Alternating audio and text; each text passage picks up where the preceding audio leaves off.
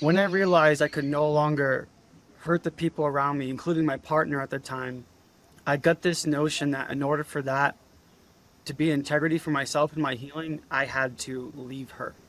I knew there was deep work to do, but I didn't know what it was. So I was sitting in this unknown space, like, what is next? And then there's this man who had gone through several mushroom journeys on his own and getting so many downloads, like weeks of tripping. And he came to this conclusion that he needs to share it with the world. And he's this very charismatic, magnanimous character coming from this super high profile law firm. He starts taking all his money out of big tobacco and big farmer stock, and he's looking for people to help him build a platform to share the knowledge of this work.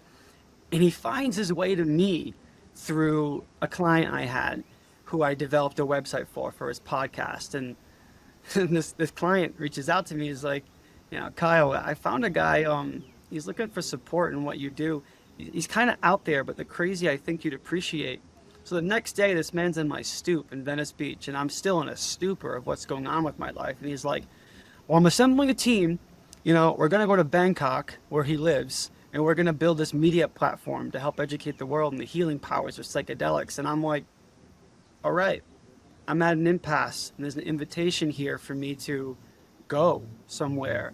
And I thought to myself, what a great way for me to start helping and growing by sharing what I have learned with the world.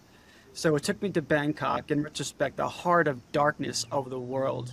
No place could be more shadowy to start engaging in your own shadow work. And I realized that my work there was just that, to be around incredibly pain and traumatized men and to be with my own pain. I was there for about a year, and then that project went belly up and I'm lost this illegal expat in Thailand. So I ended up coming back to Los Angeles to do some startup work with some close friends who are also psychonauts. So I'm working on startups, cannabis startups like everyone did, and I'm working with people who are on purpose. And I was like, oh, I'm finally doing something that feels aligned in service. That took me up to Northern California. Shortly after is where I met my teacher, and I'm like grinding, thinking this is a thing, getting our products into all the most eminent like Whole Foods, organic grocers, like in California and throughout the country, like feeling really onto it. And then one day it hits me, it's like, no, this isn't it. Like I'm here to somehow step into medicine work. And I don't quite know how, but I made a prayer. I made a prayer for that.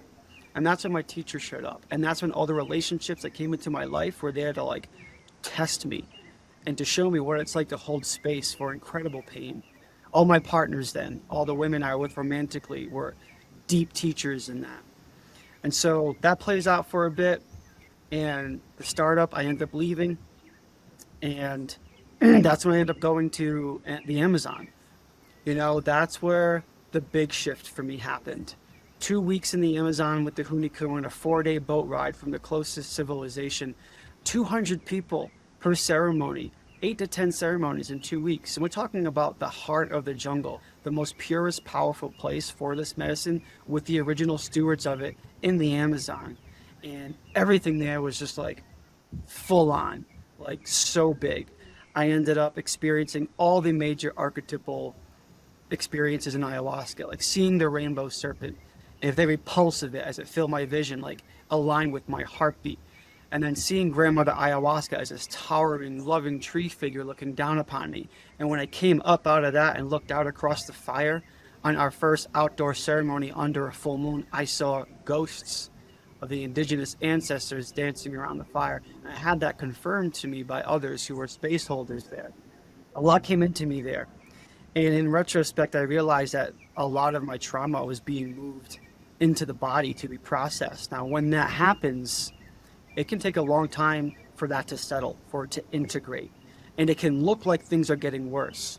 So I was experiencing deep depression and anxiety for years, at points culminating in suicidality and suicidal ideations. And I was scared for my life at times. I would wake up feeling like death felt safer than life. And I was lost. I had no work. I was in a really toxic, codependent relationship. I was too afraid to leave. For the first time in my life, afraid to leave somebody because they were taking care of me. And I was helpless. My mentor, though, was there, and he kept pushing and prodding me in the right direction. So I find my team, my healing team, chiropractors, acupuncturists, energy workers, you name it. And then I start to develop my morning practice. This is where it really starts to click into place, spending more time in nature, spending my day on the soil, in the grass, by the lake in Lake Merritt of Oakland, and finally learning how to put myself first before anything.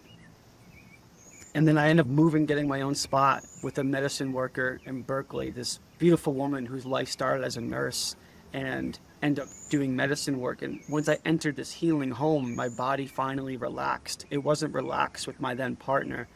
And when your body finds safety, then it really starts to move the energy. So all of this challenging depression, anxiety, suicidal ideations, this fear started to move.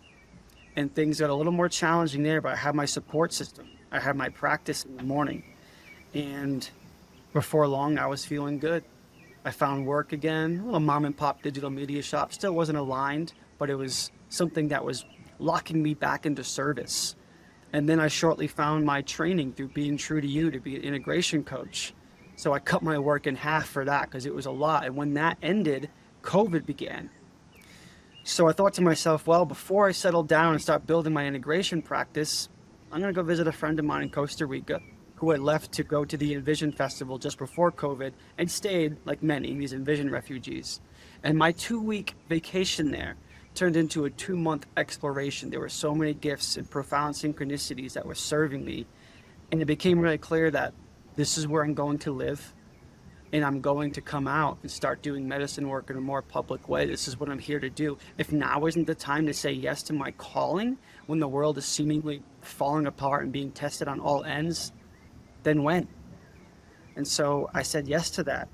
And that was an incredible trial too. Many people came up and said I wasn't ready. I wasn't skilled or experienced enough. I'm not safe enough.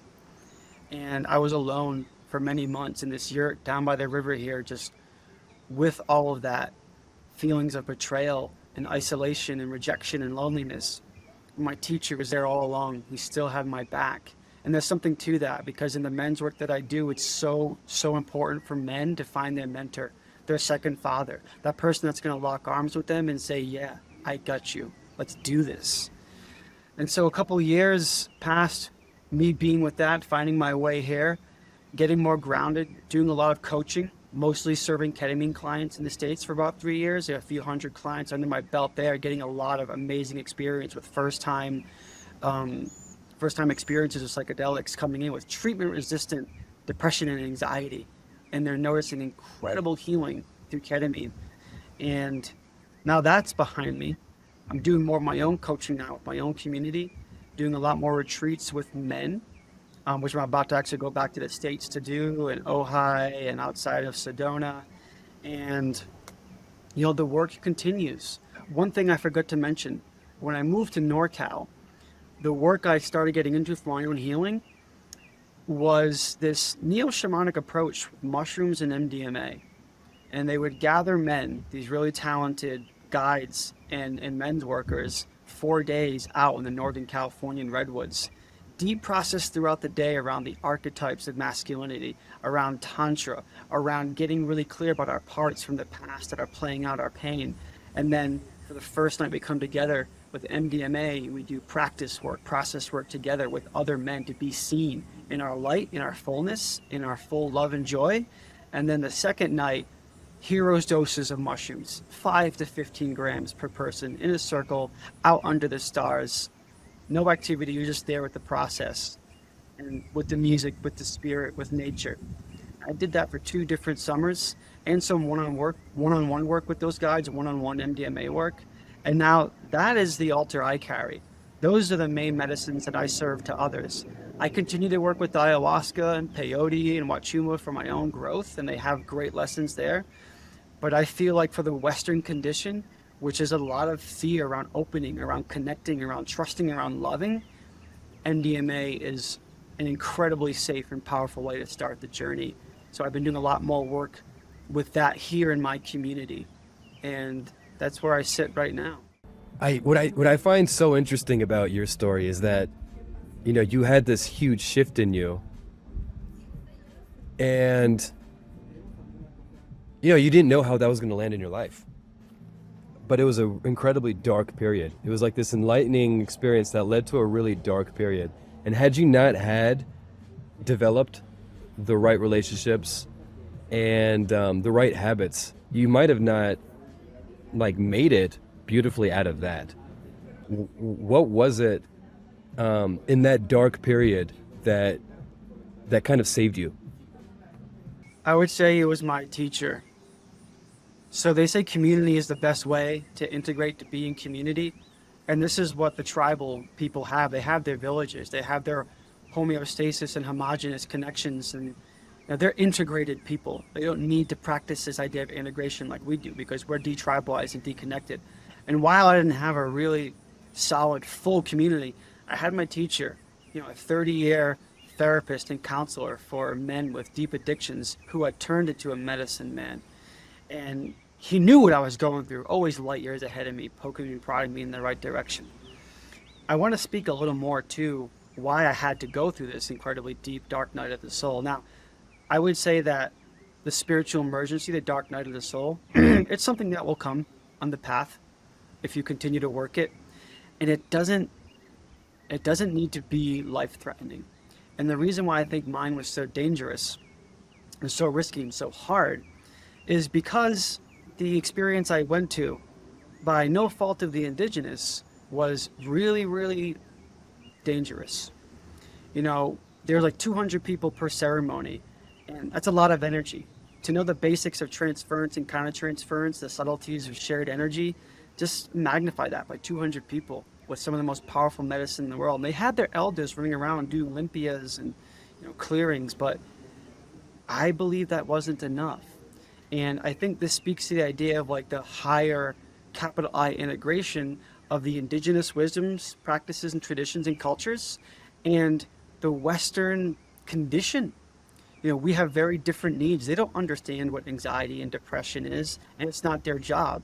The job is to come together and to find this new synthesized way forward. And so what I ended up coming to at the end of my dark night of the soul, deeper community of practitioners and healers, and most importantly, developing my own practice, which is my actual work now. My work is caring for myself every day in my 2+ hour practice. My service comes from that place. And so I wouldn't have found that without my teacher, who's the core of my community.